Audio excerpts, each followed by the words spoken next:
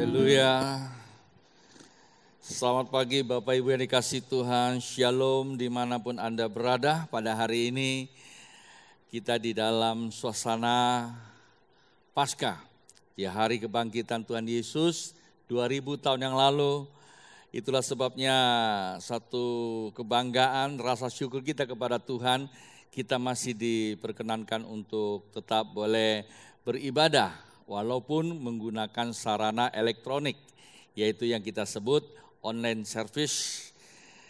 Dan walaupun menggunakan online service dan oleh satu lain hal yang membatasi kita sehingga kita tidak bisa bersekutu bersama-sama, tapi saya mau pastikan kepada Bapak Ibu sekalian bahwa itu tidak akan mengurangi kasih Tuhan. Karena Alkitab berkata, manakala kita ada di dalam Tuhan, siapa yang bisa membatasi kita? Tidak ada tentunya, karena Tuhan selalu hadir di dalam perjanjiannya.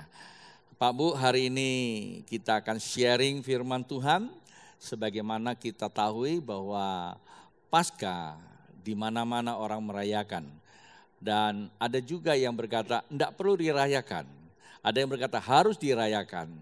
Lalu bagaimana Alkitab mengingatkan kepada kita, perlu atau tidak perlu? Dan jawabannya tentu bukan lagi secara subjektif, tetapi kita mau bicara secara objektif apa yang dikatakan Alkitab.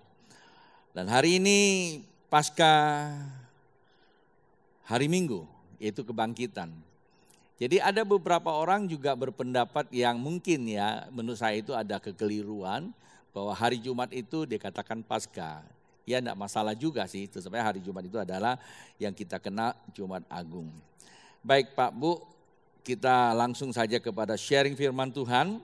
Pastikan semuanya sudah siap dan pastikan juga tidak bolak-balik ketika Bapak Ibu mengikuti siaran langsung ini. Satu hal saya mau ingatkan kepada kita semua, manakala firman Tuhan disampaikan kepada kita, itu pada umumnya Tuhan akan berbicara kepada kita masing-masing. Walaupun pembicara terkadang di dalam mengutip ayat dan di dalam memberikan beberapa penekanan yang menurut pemikiran pembicara. Tetapi roh Tuhan tidak akan pernah bisa dipengaruhi oleh pembicara itu sendiri. Itulah sebabnya jikalau Bapak Ibu pada saat waktu mendengar firman Tuhan, respeknya yang tinggi kepada Allah, maka Roh Tuhan yang bekerja akan langsung menerjemahkan apa maksud, dan bukan saja dia hanya membawa Bapak Ibu mengerti, tetapi dia juga akan bertanggung jawab untuk meng-caring Bapak Ibu, mendorong Bapak Ibu, memimpin Bapak Ibu untuk melakukannya. Dan pada akhirnya tujuannya cuma satu, supaya nama Tuhan dipermuliakan. Nah, itu penting sekali. Nah, sebelum kita sama-sama renungan firman Tuhan, mari kita tundukkan kepala, kita berdoa.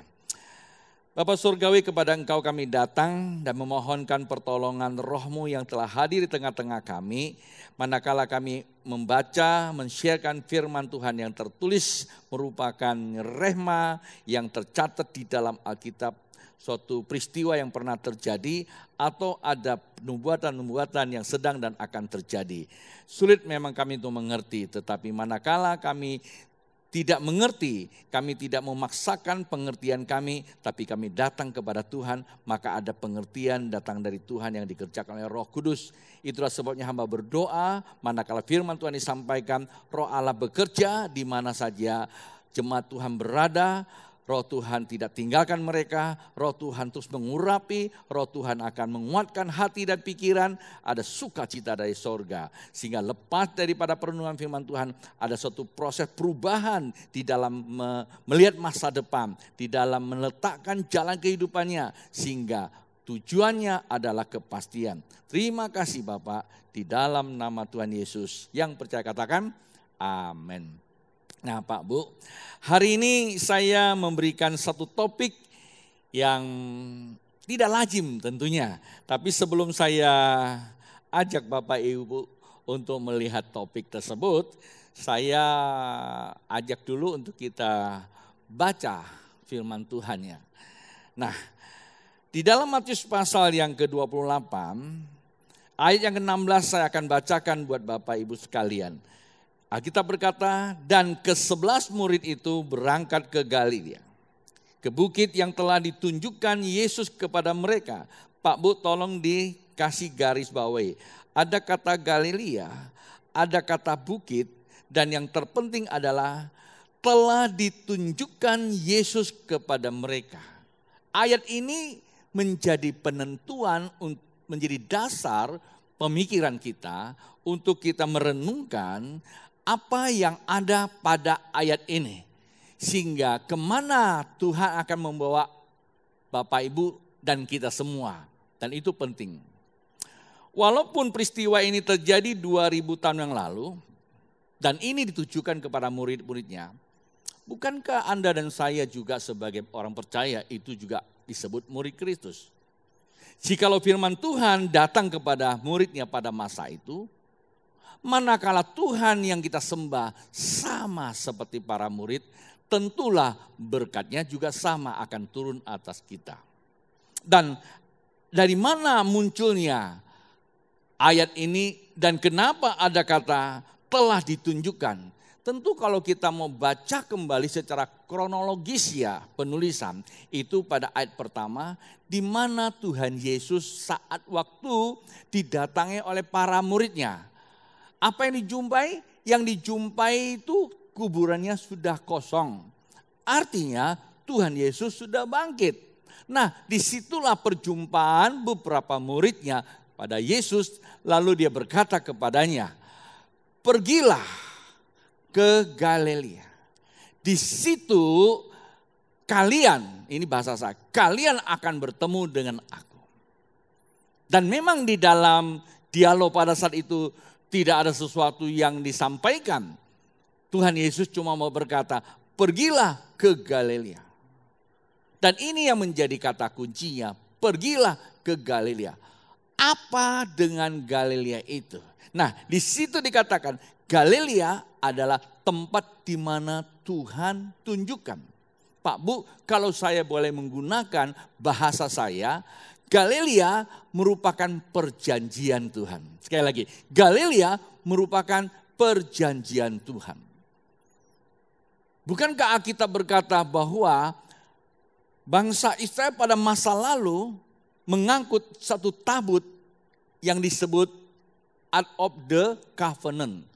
Tabut yang isinya dalamnya adalah perjanjian Tuhan. Mengapa tabut itu diangkut? Mengapa tabut itu dibawa kemana-mana? Ketika kita membaca Alkitab, di mana Daud pada masa itu, Salomo maksudnya, pada masa itu, dia minta membawa tabut itu masuk ke Bait Allah. Dan Alkitab berkata tabut itu tidak ada apa-apanya. Cuma berisikan 10 perintah Allah. Yaitu 2 loh batu yang menuliskan perjanjian Allah. Dan mana dan tongkat. Dan Alkitab saya berkata di dalam 1 Raja-Raja pasal yang ke-8 kalau Bapak Ibu baca di rumah.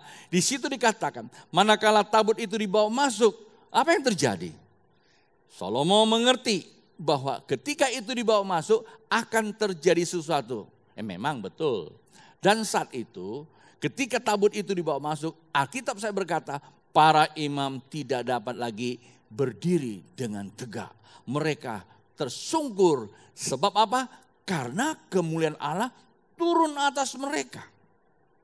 Ketika kemuliaan Allah turun atas mereka, mulailah merebah kemana-mana kemuliaan Allah. Bangkitlah Salomo berdoa. Dan dia berkata kepada Tuhan Allah, barang siapa yang kiblat ke sini, ya tentu di situ banyak yang dikatakannya, yang datang ke sini mengaku dosanya, maka engkau Bapa di surga akan mengampuni dosa mereka. Barang siapa yang tidak sempat datang, kalau datang tadi itu dikatakan aliyah atau berziarah, naik ke atas gunung. Kalau sekarang ini orang akan berkata, naik ke atas untuk berziarah. Nah, tetapi bagi mereka yang tidak bisa naik ke atas, di mana saja mereka berada, Alkitab berkata, manakala mereka kiblatnya ke tempat ini, Tuhan Allah di sorga juga akan mengampuni mereka. Bahkan memulihkan keadaan mereka, dan letakkan mereka sebagai umat perjanjian Allah. Seperti itu Pak Bu. Nah, di situ ada perjanjiannya, disebut Ark of the Covenant, tabut perjanjian. Nah, saya menggunakan bahasa itu untuk memberikan suatu penjelasan tentang ayat ini. Memang saat ini tidak ada lagi tabut perjanjian. Sebab setelah Babel meruntuhkan Israel, tabut itu sudah hilang. Entah kemana, tak satu orang pun yang bisa tahu. Dan ada begitu banyak para ahli, para arkeolog, cari sana cari sini. Ya kita temukan memang di Alkitab, katakan di dalam kitab Wahyu, tabut itu ada di sorga. Siapa? Yaitu Yesus sebenarnya. Ya, kalau saya boleh berkata, itulah perjanjiannya. Nah, Galilea ini kalau saya boleh menggunakan satu pengertian saya, itu disamakan seperti tabut perjanjian Tuhan.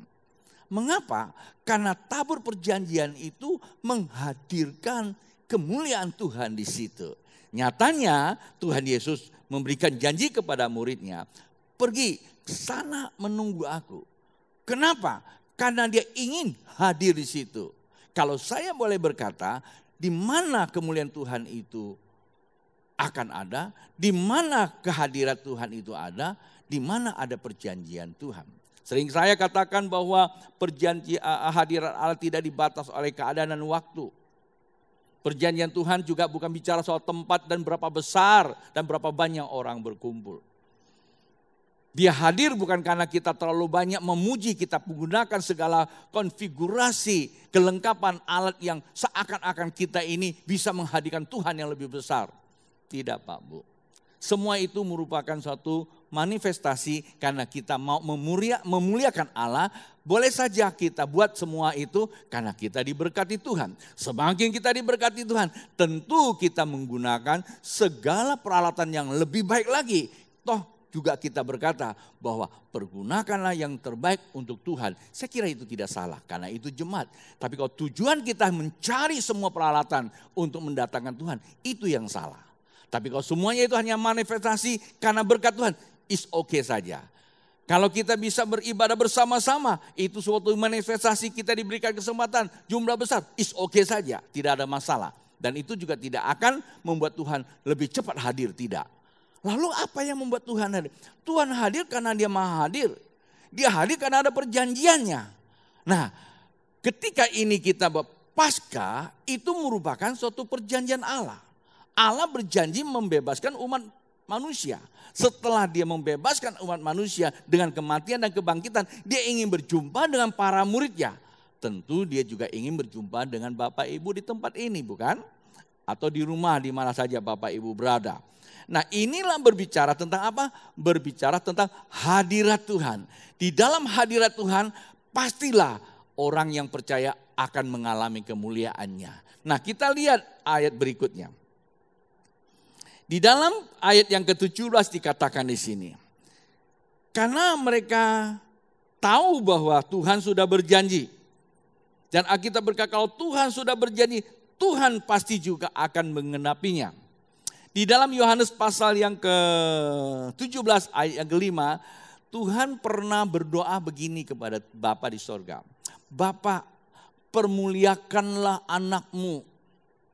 Di mana anakmu telah menerima kemuliaanmu di hadiratmu. Nah, Pak Bu, artinya kemuliaan itu penting loh. Sebagaimana Musa juga pernah mohon kepada Bapak supaya tetap tinggal di dalam kasih karunia untuk mengalami kemuliaan Tuhan. Nah, kemuliaan Tuhan itu adalah di dalam hadiratnya. Nah, saat waktu mereka percaya bahwa Tuhan menunjukkan tempat itu ada perjanjian, disitulah hadirat Tuhan, maka memang betul di ayat 17 dikatakan ketika mereka melihat Dia. Nah, mereka melihat Dia. Di mana mereka melihat? Di tempat perjanjian itu. Dan ini Tuhan Yesus baru bangkit, belum naik ke sorga. Mereka langsung apa? Menyembah Dia. Memang di situ ada beberapa yang tidak percaya. Alkitab katakan ragu-ragu. Kenapa? Masih terlalu syarat dengan apa? Dengan pengenalan dirinya, pengetahuan. Karena itulah Alkitab katakan jikalau kita ingin datang kepada Tuhan, percaya saja. Artinya kalau kita ingin membaca Alkitab, percaya firman Tuhan itu. Jangan menggunakan kemampuan, pengertian kita. Dalam ilmu teologi dikatakan exegesis. Artinya kita menggali sumbernya. Ex itu keluar, ges, sumbernya. Jadi lepaskan pengertian kita. Sekolah bagus, pintar jauh lebih bagus. Tetapi bijaksana itu yang diharuskan. Lepaskan semua pengetahuan. Orang seperti saya ini memang agak sulit untuk mendalami firman Tuhan. Kalau saya mau mengikuti ilmu latar belakang saya.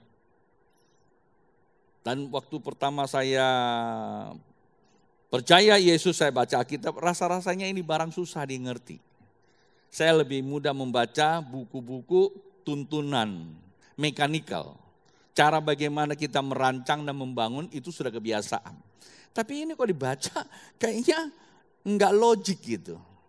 Barang ini kok enggak logik. Ya memang firman Tuhan itu tidak logik kalau kita menggunakan logika kita. Kenapa? Karena firman Tuhan ditulis di atas logika kita. Maka seringkali disebut oleh para teolog itu supranatural. Kalau saya boleh meminjam kata supranatural adalah supralogika. Tidak bisa didalami oleh pikiran kita. Tinggalkan dulu pengertian kita. Masuk ke dalam saja. Ada satu elaborasi kembali oleh Tuhan. Dia akan menata kembali saraf-saraf otak kita untuk mengerti apa yang dia maksudkan itu. Nah, memang ada yang ragu-ragu. Pak Bu, waktu saya menyampaikan, saya juga tidak terlalu bisa jamin bahwa semua itu langsung percaya. Pasti juga ada yang ragu-ragu. Tapi saya lepaskan yang ragu-ragu itu. Bagi yang percaya berkata, ketika mereka percaya karena mereka melihat. Kenapa mereka melihat? Karena mereka melihat perjanjian Tuhan. Lalu mereka menyembah Dia. Waktu mereka menyembah, apa yang terjadi? Seperti yang pernah terjadi di Bait Allah pada beberapa tahun yang sebelum Tuhan Yesus disalibkan. Yaitu di masa Salomo. Ya, waktu mereka menyembah Allah hadir di tengah-tengah mereka dan mereka tidak bisa buat apa-apa lagi. Maksudnya apa? Manakala di hadirat Allah kita menyembah, kemuliaan Allah turun atas kita. Pak, Bu, secara manusiawi kita tidak sanggup lagi untuk berpikir secara normatif. Walaupun kita tidak menjadi orang lupa daratan. Tetapi pada saat itu ada banyak hal yang terpikir oleh kita. Kita rasa-rasa, loh kok saya nggak belajar bisa berpikir seperti itu. Dan itu yang dikatakan Daud. Sewaktu Tuhan memulihkan umatnya yang dikatakan Sion. Mulutnya seperti orang tertawa, seperti orang bermimpi. Ada begitu banyak hal yang terjadi sulit dimengerti. Tetapi itulah kejadiannya. Dan ini bicara pada masa itu. Pertanyaannya, apakah masa kini tidak mungkin? Saya katakan apa yang Tuhan janjikan manakala kita tetap menjalankan rule-nya firman Tuhan. Pak, Bu, tidak ada waktu dan tempat yang bisa membatasi dia untuk bekerja. Dia akan selalu bekerja kepada mereka yang dapat melihat dan menyembah tanpa ada keraguan. Nah Pak, Bu, kan banyak yang berkata, iya pastor, itu kan dulu ngelihat Tuhan Yesus. Sekarang kami nggak bisa lihat karena Yesus sudah naik ke sorga. Iya dulu dia bangkit. Sekarang kami cuma merayakannya. Pak, Bu, merayakan tidak salah. Tetapi kalau perayaan semakin besar terkadang jadi masalah. Kita tersekat atau terkontaminasi, terhisap ke dalam hanya perayaan. Dan hari-hari ini banyak orang berkata, inilah keadaan kami. Ya Tuhan, kami tidak lagi bisa merayakan kebangkitan-Mu ya Tuhan. Tuhan tahu gak akan terjadi? Taulah. Sebenarnya Tuhan tuh tidak memerlukan perayaan dibuat besar-besar sebenarnya. Tapi kalau dibuat juga gak salah. Yang Tuhan butuhkan adalah kau bisa lihat aku enggak. Sebagaimana waktu ia datang kepada murid-muridnya. Semua melihat. Lalu muncullah seorang murid berkata, Thomas, aku tidak akan percaya kalau aku tidak melihat. Bukan saya melihat, aku ingin buktikan dulu. Kalau saya sebagai Tuhan pada masa itu mungkin saya tersinggung agak berat. Kok ragukan saya gitu. Tapi ya Tuhan kita adalah kasih, ya tidak tersinggung. Dia bilang, Thomas, ya memang kamu lambat percaya. Kenapa? Karena kamu lambat paham apa yang saya katakan sebelumnya. Silakan itu maunya kamu. Begitu diuji baru kata, ya Tuhanku, ya Allahku. Nah ini kalimat menjawab seluruh keraguan orang tentang Yesus itu adalah Tuhan dan Allah. Ya Tuhanku, ya Allahku. Dan ini selesai. Artinya pada saat itu Thomas di masa itu menyembah kepada Yesus adalah Tuhan dan Allah. Pak, Bu, ada kabar baik. Apa kata Tuhan? Thomas, kau percaya aku karena melihat. Secara fisik, tubuh kemuliaan saat itu. Tapi berbahagialah mereka yang tidak melihat tetapi percaya. Nah itulah yang ditujukan kepada Bapak, Ibu dan kita semua yang mengaku percaya. Kita pasti bisa melihat Yesus Kristus Tuhan yang sudah bangkit. Ada amin? Bangku pada tepuk tangan. Termasuk istri saya dan beberapa staf saya. Jadi begini Pak Bu, bagaimana cara kita sekarang melihat? Saya menggunakan satu keilmuan yang disebut psikologi. Waktu Bapak Ibu membaca ini namanya Alkitab. Setiap kita kan pernah jatuh cinta. Waktu kita baca surat cinta dari sang kekasih, waktu kita baca batin kita, pikiran kita kemana? Pikiran kita langsung bagaikan antena dan teropong langsung melacak figur sang kekasih kita, senyumnya dia. Bagaimana dia memperlakukan kita ketika ketemu, semua terekam kembali. Waktu kita membaca surat cinta, ada rasa getaran di dalam hati kita. Padahal dia nun jauh di sana. Ya di masa kini mungkin tidak terlalu banyak punya pengalaman. Kalau saya punya pengalaman. Karena istri saya itu datang dari satu desa yang jauh dengan saya di Jakarta. Walaupun sedikit surat yang saya baca, tetapi getarannya itu tidak mengurai dengan kalimatnya. Itulah namanya hadiratnya ke sini. Nah, itu saja bisa membuktikan buat kita mempunyai satu imajinasi dan juga terjadi namanya apa? Relasi in the spirit, di dalam roh. Waktu kita membaca Alkitab, sebenarnya mata batin kita sedang melihat Allah yang menjadi sumber itu. Kenapa kita mesti menyembah? Kata menyembah itu Pak Bu, tadi kita melihat itu kebenaran. Kita menggunakan cara kita melihat yang benar. Waktu kita menyembah Dia, itu artinya kita mulai merasakan kehadiran dalam hati kita. Itu oleh roh kita, batin kita. Mulai kita menyembah Dia, kita mulai menyembah Dia. Tidak usah lagi berpikir apa yang kita lakukan.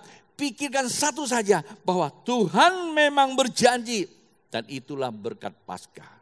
Sebab itu saya memberikan topik ini, berkat Paskah itu adalah supaya orang yang dalam keadaan galau di masa kekinian dapat melihat Dia. Bukan sekedar melihat, menyembah Dia dalam hati, dalam batinnya supaya Dia hadir. Tentu Dia tidak hadir lagi dalam bentuk fisik, Dia hadir di dalam roh. Maka rohnya hadir dalam kehidupan kita, akan ada suatu perubahan. Dan saya akan kunci dengan beberapa ayat supaya penyampaian firman Tuhan itu masuk kepada maksud. Di ayat 18 berkata, Yesus mendekati mereka dan berkata, kepadaku telah diberikan segala kuasa di sorga dan di bumi. Pak Bu, ini bukan datang tiba-tiba.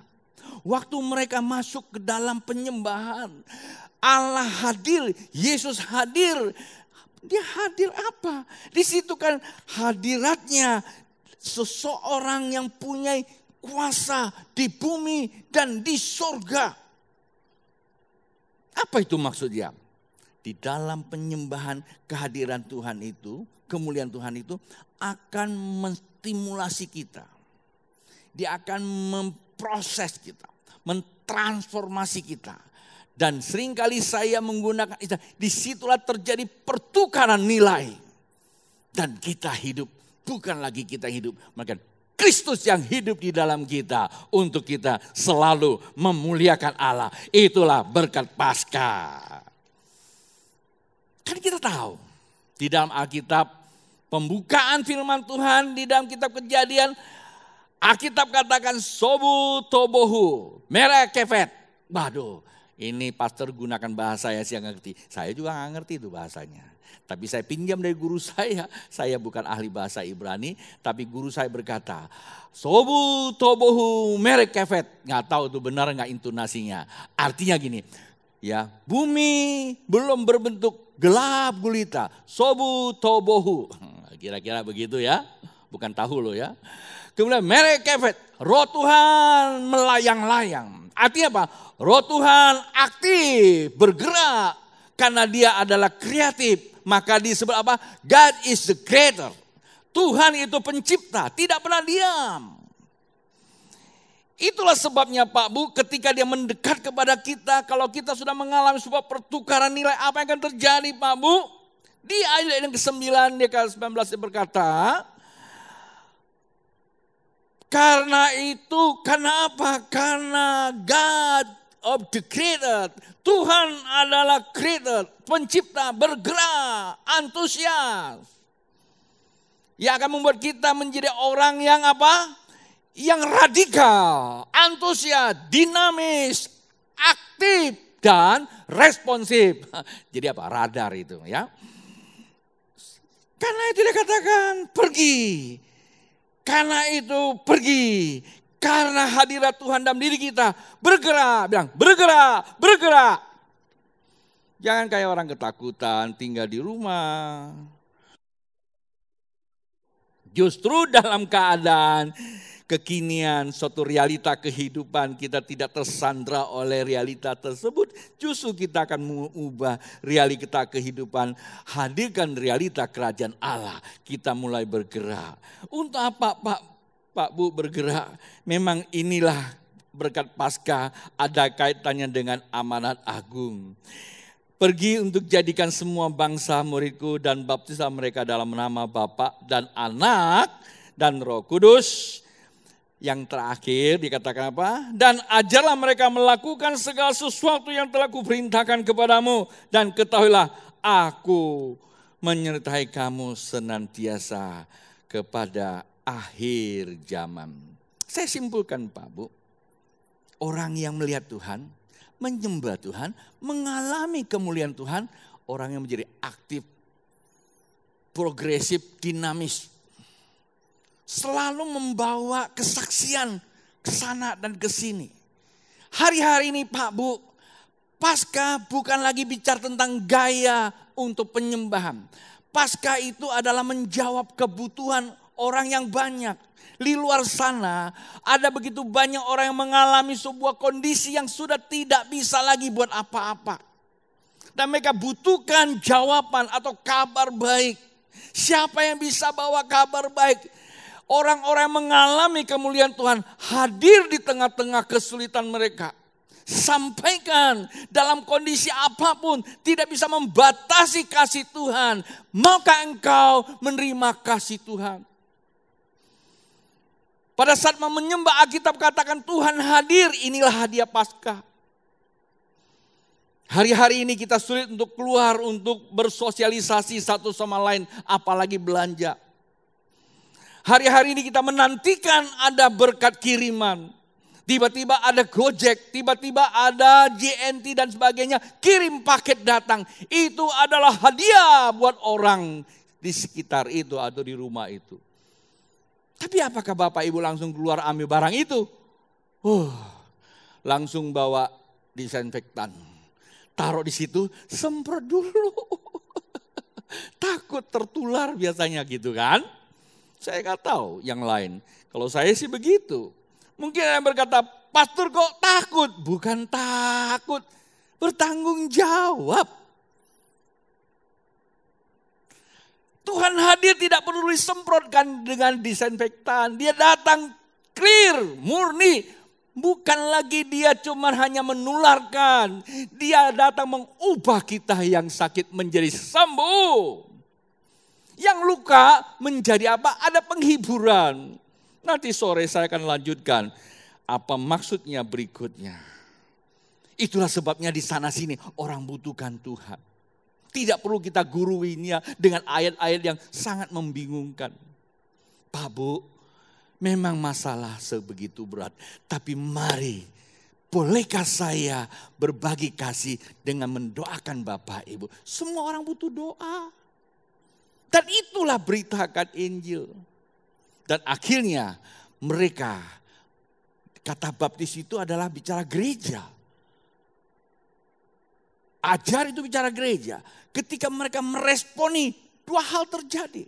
Baptis itu artinya mereka percaya, mereka masuk ke dalam persekutuan tubuh bersama dengan Bapa di sorga. Satu tubuh dengan Kristus, itu bicara personal. Itu bicara pribadi, hubungan keselamatan, jaminan kekal. Kemudian dia masuk ke dalam sebuah organisasi. Yaitu disebut pemuridan, dibesarkan, didewasakan. Gereja selalu bicara dua hal yang tak pisahkan. Yang pertama adalah organik, yang kedua adalah organisasi. Disitulah kita akan menerima kemuliaan Tuhan. Dan akhirnya kemuliaan Tuhan ini akan disebarkan, merebah kemana-mana, melebihi virus COVID-19 tentunya. Jangan kita jadi orang pasif, stagnan di rumah tidak bisa buat apa-apa. Pak Bu, Paskah adalah membawa kita bersekutu kembali kepada Bapa di sorga, mengalami pertukaran nilai supaya kita bisa aktif, kreatif, dinamis untuk membawa kasih ke Tuhan kemana saja kita berada. Bukan kita memberitakan dengan teologi yang menyulitkan, tapi beritakan perbuatan kita yang menyukakan. Gereja bergantung kepada macam-macam agenda, tapi kita selalu membuka diri buat melakukan sesuatu, menjawab kebutuhan sampai dengan tuntas. Pak Bu, dimanapun Anda berada, inilah pesan firman Tuhan buat Paskah. Nanti sore kita kembali lagi dengan sambungan topik yang berbeda tentunya, tapi makna Paskah kita memperdalam dan mempertajam. Saya undang Bapak Ibu bangkit berdiri dimanapun Anda berada. Arahkan tangan kepada Tuhan. Pak Bu, jikalau Anda punya persoalan di dalam hidupmu, taruhkan tanganmu kiri di dadamu, yang kanan terangkat. Saya tidak tahu apa yang menjadi pergumulanmu, tapi Paskah ia akan menjawab setiap kebutuhan Bapak Ibu. Bapak Surgawi, nyatakanlah kemuliaan-Mu atas setiap umat-Mu yang membutuhkan pertolongan-Mu. Manakala mereka yang sakit ada kuasa kesembuhan. Kami percaya mujizat masih ada. Engkau tilik setiap hati mereka. Sembuhkan dengan kuasa-Mu, terjadilah kesembuhan. Segala pekerjaan iblis di atas kehidupan mereka, kami mengikat dalam nama Tuhan Yesus. Lepaskan damai sejahtera Allah turun atas mereka. Ketika mereka di dalam masalah ekonomi, sudah ada jawaban, sudah ada terobosan. Ketika mereka menghadapi masalah rumah tangga, juga sudah ada jawabannya. Kami serahkan seluruh jemaat Tuhan ke dalam tangan-Mu ya Bapa. Engkau dapat menyentuh mereka dan cara-Mu, hadirat-Mu bisa mengubah hidup mereka, membawa mereka menjadi saksi-Mu dimanapun mereka berada. Dan saat ini juga semua jemaat Tuhan saya ajak sekalian angkat tangan, kita memberkati bangsa kita. Bapak surga akan memberkati Presiden Bapak Joko Widodo maupun istri dan anak-anaknya, Wakil Presiden Bapak Maruf Amin serta istri dan anaknya, ke dalam tangan Tuhan kami serahkan mereka dan kami mintakan berkat Tuhan atas kehidupan mereka, kesehatan terpelihara, kuat kuasa Allah bekerja, hikmat dan kebijakan yang datang dari surga membawa mereka memimpin bangsa ini keluar dari persoalan sedang dihadapi. Dan para menteri yang menjadi alat kelengkapan pemerintahan, berkatilah Tuhan mereka, jagalah mereka, sembuhkan ketika yang sakit, kuatkan mereka. Dan setiap pejabat pemerintah, pusat maupun daerah, kami serahkan ke dalam tangan Tuhan, yaitu para gubernur, wakil gubernur, wali kota, wakil wali kota, maupun termasuk juga bupati, wakil bupati, camat dan lurah ke dalam tangan Tuhan kami serahkan. Dan kami juga berkati ya Bapak, yaitu lembaga tinggi negara, MPR, DPR, beserta seluruh jajarannya, TNI dan Polri sebagai aparatur keamanan, berkat-Mu atas mereka. Dan juga kami berdoa buat para tenaga medis yang saat ini sedang melayani, bagi mereka yang terpapar maupun mereka yang sakit. Tuhan, Engkau yang memberkati mereka, Engkau juga pelihara mereka. Terlibat mereka yang terpapar sakit di isolasi maupun juga di karantina. Ada penghiburan dari sorga, ada kuasa kesembuhan terjadi pada mereka. Kami serahkan ke dalam tangan Tuhan. Manakala jemaat yang sedang berpergian di dalam kondisi apapun, ada penyertaan Tuhan di dalam setiap kehidupan mereka. Jemaat yang dikasihi Tuhan dan saya kasih, akhirnya ibadah Paskah ini sudah selesai melalui online ini. Maka angkatlah kedua tanganmu, jikalau engkau mempersiapkan hati untuk memberikan persembahan, tujukanlah kepada Tuhan melalui saluran yang resmi. Dan sekarang terimalah berkat dari Allah Bapa, cinta kasih Tuhan Yesus Kristus di dalam persekutuan Roh Kudus membawa sekalian dari saat ini sampai Tuhan Yesus datang kedua kali. Setiap persembahanmu telah diberkati di dalam nama Tuhan Yesus. Haleluya, haleluya, haleluya, haleluya. Di akhir daripada ibadah ini saya melihat ada satu pasang suami istri sedang dalam kondisi konflik berat, bahkan sampai kepada kata-kata yang tidak membangun dan ingin mengambil keputusan untuk cerai. Nasihat Tuhan buat kamu, bukan jalan keluar. Ketika kalimat itu engkau keluarkan lagi, ada kesulitan muncul di tengah kehidupanmu. Jika engkau bertelut di hadapan Tuhan berdua, maka ada pemulihan. Saya minta di dalam nama Tuhan Yesus, kasih Allah sedang dirangkai kembali. Engkau akan lihat cahaya kemuliaan itu terbit di atas kehidupan Anda ke depannya. Terima kasih Tuhan Yesus. Yang percaya katakan, amin.